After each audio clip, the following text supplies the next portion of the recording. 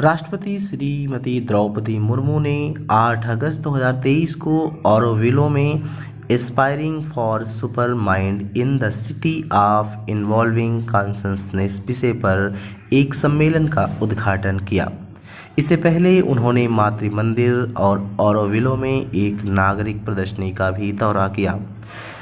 इस पर राष्ट्रपति ने कहा कि श्री अरविंदो का मानना था कि सुपर माइंड मानव अस्तित्व को आध्यात्मिक अस्तित्व में बदल सकता है। उन्होंने यह दर्शन दिया कि अति मानसिक चेतना में इस भौतिक जगत को दिव्य बनाने की शक्ति है। उन्होंने कहा कि हम में से प्रत्येक के लिए दिव्यता का एक अलग अर्थ और परिभाषा है, लेकिन एक बात सामान्य है, जो दिव्य है उसे भौतिक से ऊपर और मूर्त से परे होना होगा। दिव्य मन एक शुद्ध मन है, यह स्वयं से ऊपर है, यह सबकी उन्नति, एकता और विकास के बारे में सोचता है।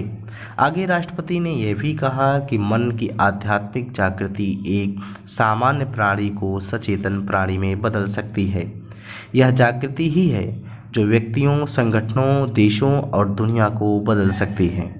जब जागृत दिमाग एक साथ आते हैं और समान लक्ष्यों की दिशा में काम करते हैं तो अकल्पनीय परिणाम प्राप्त किए जा सकते हैं।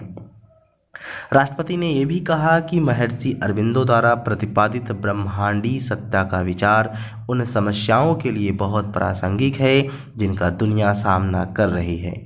ब्रह्मांडीय चेतना की अवधारणा को समझने और अपनाने से ही आज दुनिया के सामने आने वाले कई मुद्दों को सद्भाव के साथ हल किया जा सकता है। सर्वोच्च सत्ता और ब्रह्मांडीय मन की अवधारणाएं जीवन के अंतिम उद्देश्य की प्राप्ति की ओर ले जाती हैं। ये आदर्श दुनिया को जीने के लिए एक सामंजस्यपूर्ण और शांतिपूर्ण स्थान बनाने में मदद कर सकते हैं।